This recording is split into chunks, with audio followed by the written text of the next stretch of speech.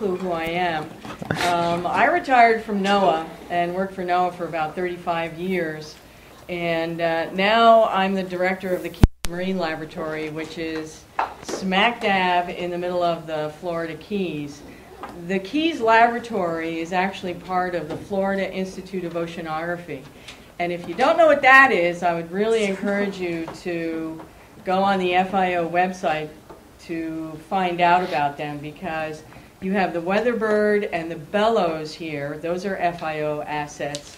The Keys Lab is also an FIO asset, and you may find opportunities there for educational opportunities, funding opportunities, research opportunities, platforms that you may want to use for your research, whatever. So I would really encourage you to go to the FIO website, and then you will also learn about the Keys Marine Laboratory.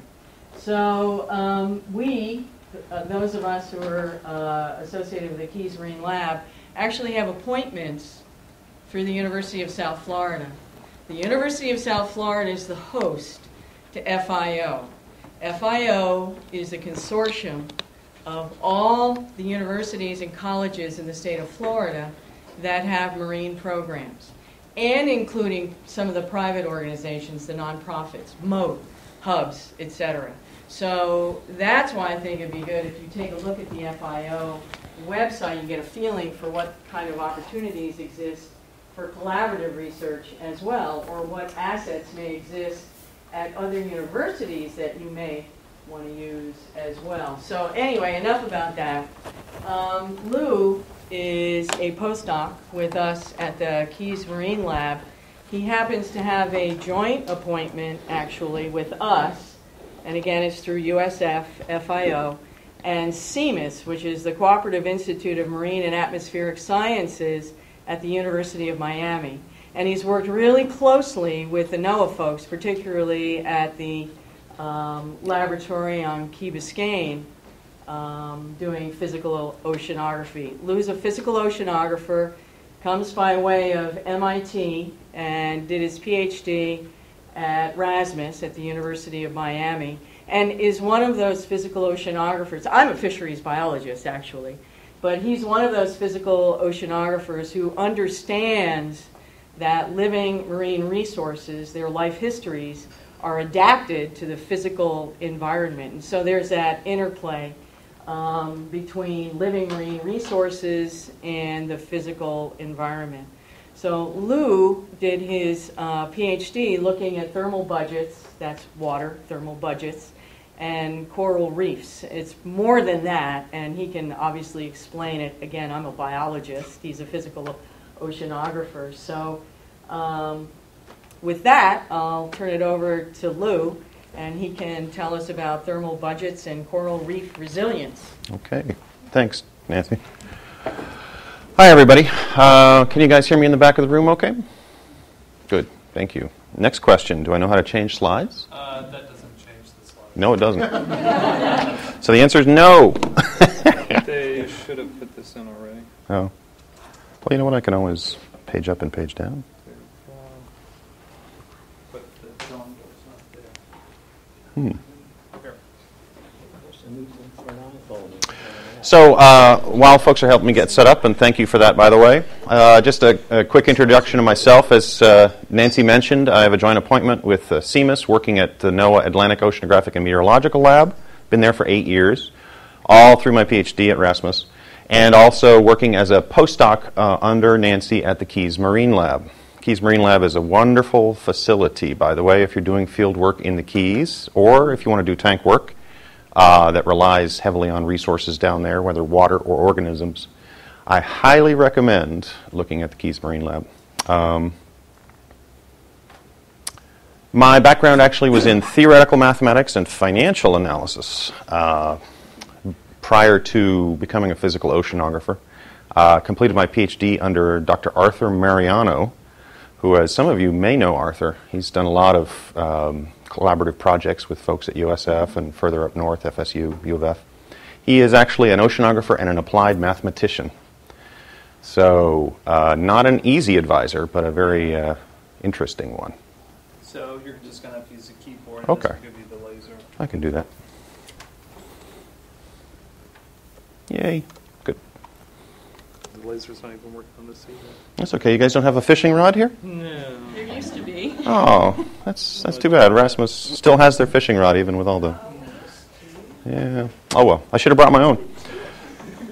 Okay, just a quick outline of the talk. The PhD research that I did was focused on the Florida Keys, and it was looking at the lighthouses and day markers down there where there is a very long, relative to oceanographic data sets, a very long data set of hourly meteorology and hourly sea temperature measurements. Also some tide measurements and some salinity and light measurements that were integrated into the study, and some ocean currents, about going on 10 years of ocean currents data now down there at one site in particular.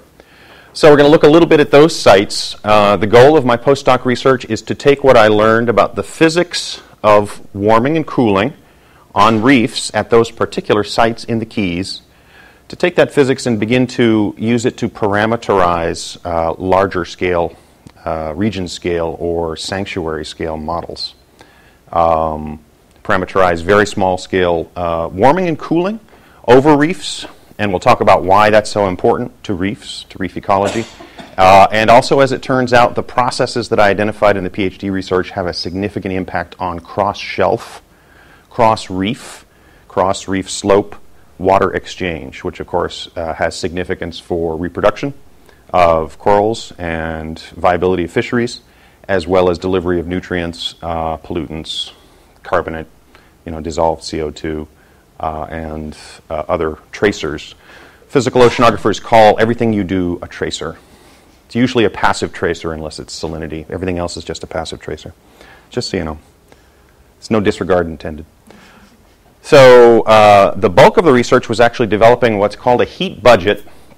This was identifying all of the physical terms that control the warming and heating of water over coral reefs and their adjacent waters. In the process, we identified a process called horizontal convection.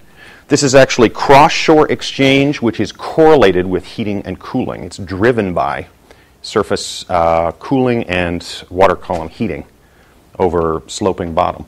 Turns out to be very important for sea temperature on coral reefs, and as I mentioned just now, it has some significance also for other aspects of reef ecology and fisheries, reef fisheries ecology. The end result, as I mentioned, is wider scale modeling of reef thermal budgets and reef cross-shelf exchange, with the goal of mapping habitat suitability for restoration projects, for resilience studies, for protection efforts within coral reefs throughout the tropics and subtropics, but initially, in particular, focusing on Florida Keys National Marine Sanctuary as a whole and the reefs within it. Okay. So a quick highlight of the PhD research. Again, it focused on these lighthouse stations. This is one of the most beautiful lighthouses, Sombrero Key Reef, if you haven't been down there. Keys Marine Lab, by the way, is right there. Actually, I think it's right there. One of the study sites was actually a Florida Bay site, Long Key marker. All of the rest were lighthouses. Most of them, I think all of them, still operated as automated lighthouses. Some of them with increasing structural problems now. But roughly 25 years of hourly sea temperature and meteorology have been gathered at these sites as a part of an FIO project called Sea Keys, which unfortunately now has been defunded. There was actually, I don't know if you guys know it or not, but there was someone who measured sea level, off of a pier at Miami Beach every day from 1926 until the mid-1980s. Sea level at Miami Beach. At least I can give you this. Oh, thank you, Chunmin. Chunmin's just gifted me with a pointer, so you don't have to watch me. South Beach Pier, that's the only pier I know. Yeah, I believe it was South Beach Pier. But the interesting thing about the story is that they stopped taking the measurements in the mid-1980s when there was some pier damage. The reason being that someone in the city government naturally said, why would anyone on Miami Beach be interested in sea level measurements, particularly long-term ones? The sea temperature measurements in the Florida Keys, unfortunately, suffered something of the same fate. For about 25 years, these hourly sea temperature measurements were taken. Right now, they're still being taken in a couple of locations with a great deal less reliability and it remains to be seen whether those time series will be restarted again sometime in the near future. One interesting thing about the sites, again, we've got a bayside site here, and we've got a bunch of reef crest, basically reef crest sites out here. This one in particular, Molasses Reef. What you see here in blue is the sea temperature at Long Key, that's the bayside site, and the sea temperature at Molasses Reef in green. And this is the air temperature measured at one or the other of the sites. The air temperature at the two is almost identical. They're only about 50 kilometers apart. This was during the great cold snap of 2010 when there was so much coral mortality, mortality of fish, turtles, other organisms, down in the Keys in particular, also up along the West Florida shelf. You guys are more familiar with that than I am.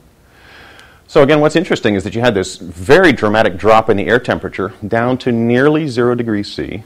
I think that the lowest hourly was about 2.5 or 3. At Long Key, there was a precipitous drop in the sea temperature that corresponded to that. At Molasses Reef, on the other hand, the response was much less extreme, and it was much more intermittent. Part of that's explainable by tides. The waters offshore of Molasses Reef are quite deep, so tide carrying water back and forth would explain some of the high-frequency variability. But the extremeness of this Long Key response to the air temperature cooling, or to the atmospheric cooling, versus the Molasses Reef response, it can't be completely described by motion of water from the tides. So something else was happening there. And if you notice this 15-degree cutoff, basically Molasses Reef, the hourly temperature never got below 16. Those who are familiar with coral ecology, and in particular cold resistance, will know that many reef-building corals begin to experience reduction in growth and other impacts at around 16C. At 14C, I think that the impacts are broader, multiple hard coral species, and can be more persistent. And I think by the time you reach 12, which Long Key definitely did for a period of time, coral mortality begins to result. So this is an ecologically significant difference between these two sites. One's immediate reaction would be to attribute it to water depth, but in fact the water depth difference between these two sites is less than a meter. So this site has an average depth of about 1.5 meters. This site has an average depth of about 2 meters. So depth by itself cannot explain that difference in response. Tide and exchange of water by the tide offshore can't explain it either. So something interesting was going on there. Again, a significant difference between this one Long Key site and these reef crest sites. You notice these are isobaths, lines of equal depth going offshore out to about 100 meters depth. And the picture for Molasses and the picture for Sombrero are fairly similar. Immediately offshore there's a platform at maybe about 20 to 30 meters, and then a rapid drop-off, and eventually you get to the plateau of the Portales Terrace, which is this large feature you see here. Long Key, on the other hand, on the other side of the Keys, on the other side of the bridge channels, on the bay side, basically there is no slope locally. It's flats, it's reef flats. And that will turn out to be significant for the physics. Okay, a little bit more motivation. This is a set of hourly sea temperature measurements from Molasses Reef. These are a couple of metrics that were developed for variability in meteorology and sea temperature. This one is a 3-day mean of a 1-day moving standard deviation. It's a real-time index, so it's designed to be easily calculated for sea temperature variability. You notice you see the usual diurnal variability. This is in May of 2006. Suddenly, around June 3rd, June 4th of 2006, you see first one event of extreme variability and then another, with no corresponding energy in the wind that's likely to explain that, either in terms of water movement or air-sea cooling. So the question is, what was going on there? This was actually one of the very first pieces of research I did on the PhD. We happened to have access to some high resolution, at the time, it was considered very high resolution, chlorophyll, ocean color-derived chlorophyll data. This is from Professor Mueller-Karger's lab here at USF. There's now even higher resolution data available from Chuan Min's lab, as many of you know. But looking offshore at June 4th, June 6th, all the way through June 8th, we see an interesting pattern of what looks like shallow water circulation, cyclonic circulation in particular, meaning cold core, meaning rising isotherms at depth in the center. Just offshore of Molasses and the other reef sites. So this led me to consider the possibility that these features, these oceanic circulation features, surface ocean circulation features just offshore, might actually be correlated with these sea temperature variability events way up on the reef crest. And again, these lighthouses are intentionally put on promontories for obvious reasons. They're lighthouses. And so their depth tends to be less than 3 meters. So that's a long way up a very complex slope for cold water to make its way. But looking at the record from Sombrero Key Reef for 2005, this again is the sea temperature variability metric that I showed you before, the middle panel. And you see there are a large number of these events, many of which are readily explained in terms of atmospheric variability. Here's a cold front passage in January of 2005. Some of which, however, are sitting by themselves and correspond to no corresponding atmospheric variability that would explain them. Here's one in, looks like late July, early August, where there was essentially no wind. This was a doldrums period. And yet you see this spike of sea temperature variability at Sombrero Key. So, doing a visual analysis of all of the chlorophyll A imagery from Dr. Miller-Carter's lab for that year and succeeding years, we saw a whole host of these cyclonic features. And I was able to identify in approximately 65% of the cases where there was anomalous sea temperature variability, but no corresponding wind variability, obvious visual features in the chlorophyll records. The reason that statistic isn't higher, honestly, is because these are ocean color-derived satellite images, and so on a cloudy day, there is no data. So many of the events were indeterminate. That is, there was no way to tell based on the ocean color record whether there was something going on offshore, some form of cyclonic circulation or not. But of the periods when there were 2 to 3 days of clear skies, and these features could actually be tracked, the statistic went up to 89%. So significant, what looks like a significant correlation between sea temperature variability here up at the reef tract and these cyclonic circulation features offshore. Now, these cyclonic circulation features are interesting to a physical oceanographer. They're not forced by the wind. They are forced by the Florida current, the mighty Florida current, flowing along just offshore of them, and in particular by the cyclonic left-hand side front, surface front of the Florida current. So these, and more recent modeling studies have now shown pretty conclusively that these are vortical instabilities which arise in that front and then translate up to the reef in effect to these features, because they're so large scale, on the order of tens of kilometers. The reef looks like a wall. It looks like a coastline. So they're basically bouncing up against this wall of the reef as they translate northward. Further motivation, we'll take a look at this in a little bit more detail at the end of the talk. These are two sites, two of several sites that Dr. Diego Lehrman from Rasmus used as nurseries, coral nurseries. And these were sites that were affected by the cold snap of 2010. So I don't know if you can see it very well, but there's a magenta star and a cyan star there. These are two sites, again, of very similar depths. The big difference between the sites is that this one is on an obvious slope in the topography. The red and the blue and the color mapping here is actually ocean depth.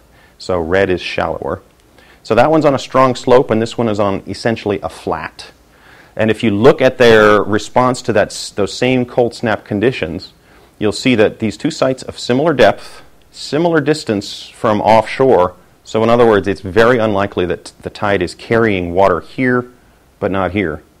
The responses of the two sites were markedly different. And in particular, if you look at that all-important 16-degree cutoff for ecological impacts on the reef, The cyan, which is merged in among the green there, experienced several days of daily average temperatures actually below 16 C, whereas the site just slightly further offshore but on a slope experienced none. So again, some interesting physics going on here and likely of ecological significance. Okay, so my research goals, first of all, I'm a physical oceanographer, so I want to improve our understanding of dynamics on the coastal ocean and on the shelf.